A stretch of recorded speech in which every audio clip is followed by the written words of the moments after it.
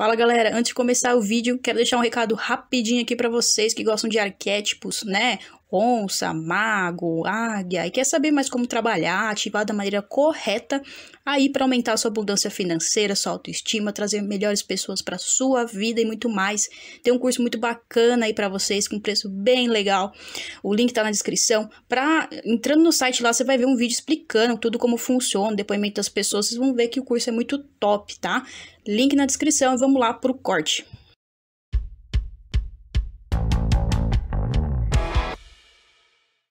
Eu queria falar de uma coisa que é um assunto que, cara, eu acho que da Bíblia é um dos assuntos que eu mais estudei, que é escatologia, que são os tempos finais.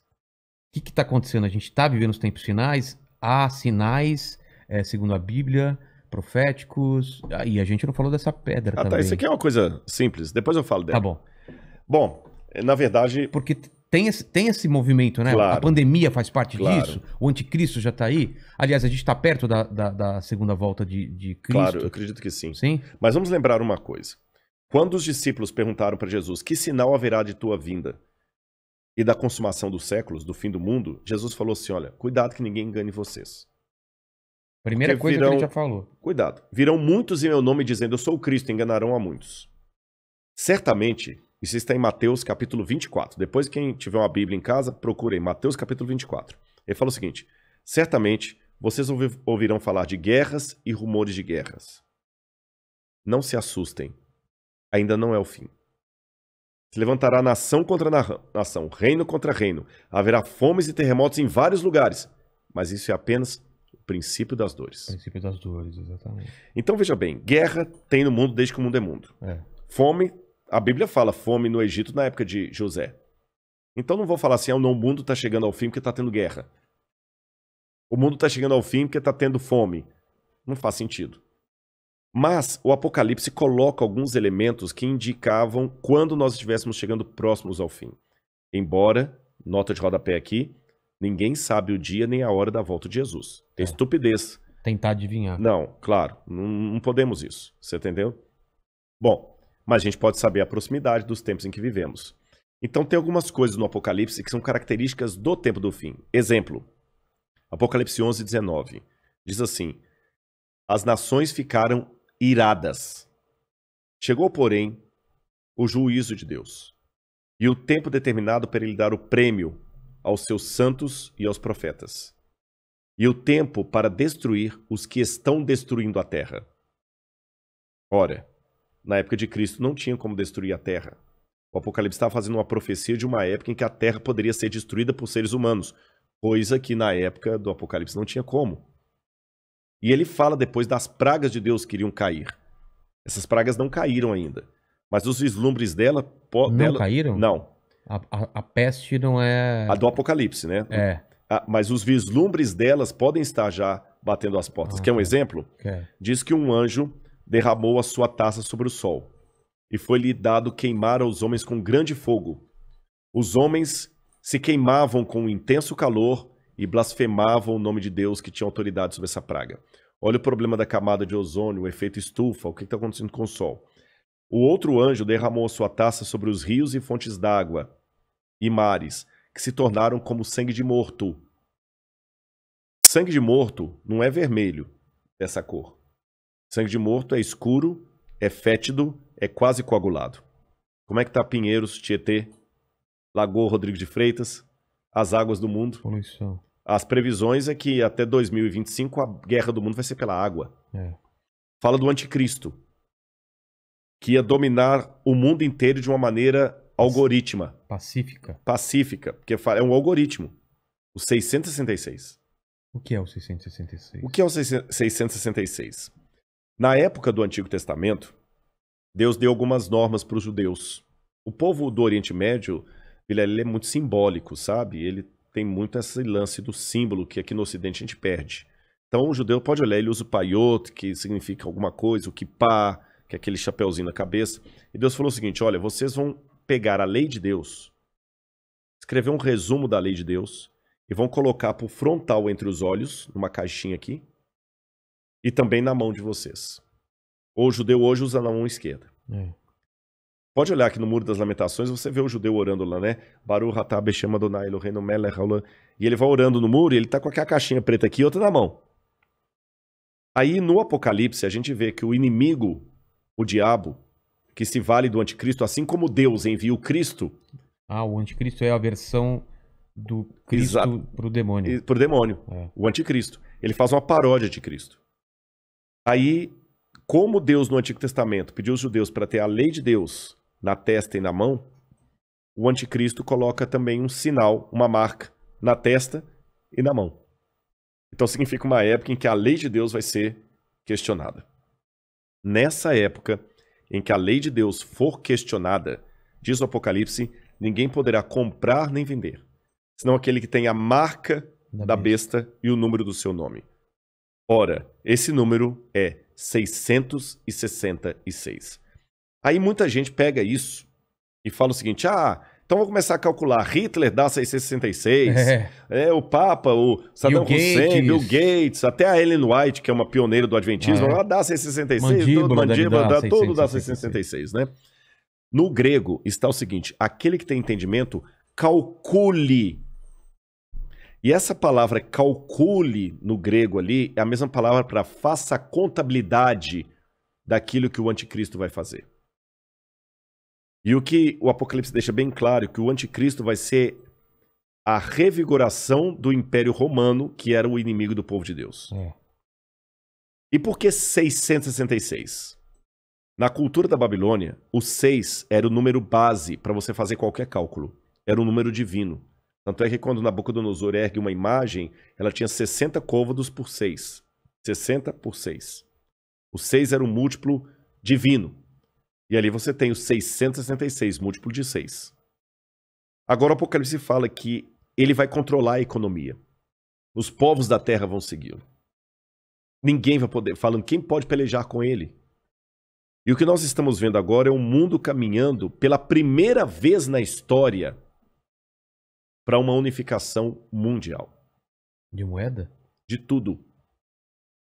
Parece até teoria da conspiração que eu vou falar, mas não é.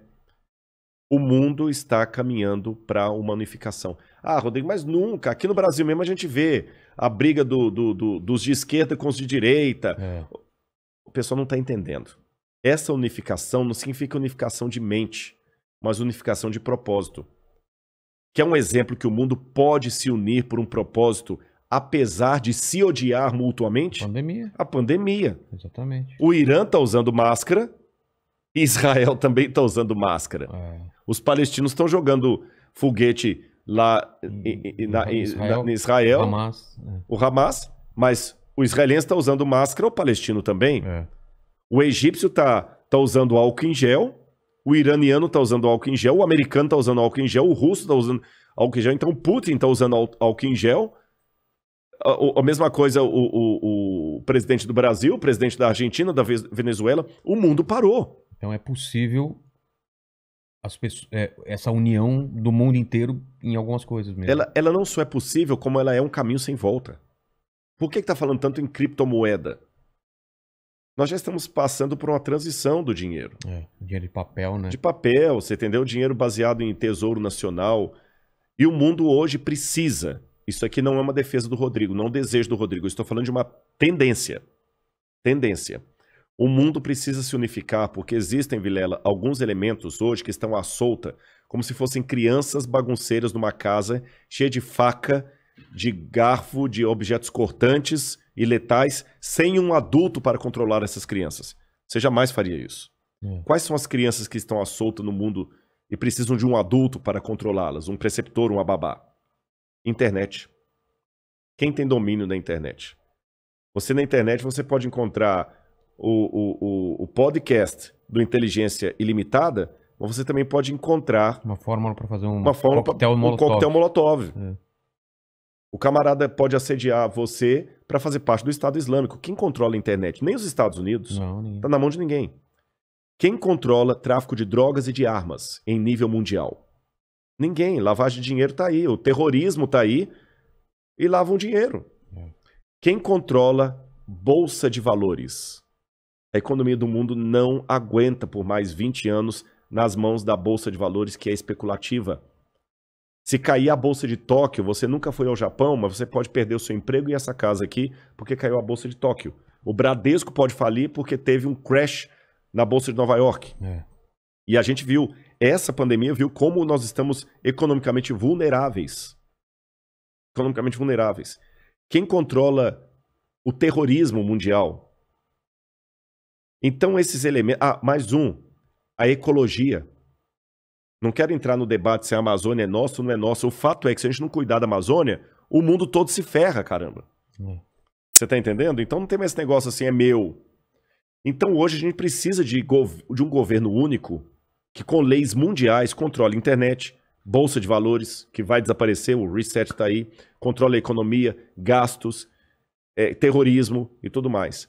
E os países, por mais que continue havendo direita e esquerda, situação e oposição, não interessa, Islã e cristianismo, vai precisar se unir, não porque eles se amam, porque não tem outro jeito. E essa união está muito parecida com o caminho de preparação para o anticristo. Agora, a minha questão aqui não é cair naquela esquizofrenia escatológica de achar agora que qualquer coisa eu tenho que evitar porque senão é uma marca da besta. Eu já vi gente, isso aqui é sério, que não quer deixar colocar o revolvinho da temperatura na testa da mão, porque aquele é a marca da besta. Calma. Estupidez, não tem nada a ver um negócio desse, gente, tá bom? Agora, quando esse governo único se interpuser entre a minha fidelidade a Deus e a minha fidelidade ao Estado, esse é o único momento em que eu estou livre perante Deus para ter uma desobediência civil social. Porque a própria Bíblia me ensina a ser obediente às autoridades constituintes. Mesmo quando Nero estava no poder, Pedro escreveu: respeitem as autoridades constituídas. A César o que é de César. Dai César o que é de César. Pague os impostos. Seja um bom cidadão. Que a crise não venha por culpa de vocês. A Bíblia me ensina a ser um bom cidadão. Porém, a própria Bíblia fala: quando o governo der uma ordem... A Bíblia não diz isso explicitamente, diz assim, em termos filosóficos. Sim. Quando o governo der uma lei que vá contra os mandamentos da lei de Deus, como os companheiros de Daniel na Babilônia, enfrente a morte se preciso for, mas não ceda. Talvez essa seja a diferença de um teólogo apaixonado por Deus e pela Bíblia e alguém que simplesmente é um acadêmico livre. Porque que especialista em literatura inglesa, em sã consciência, teria coragem de morrer por sua interpretação de Shakespeare?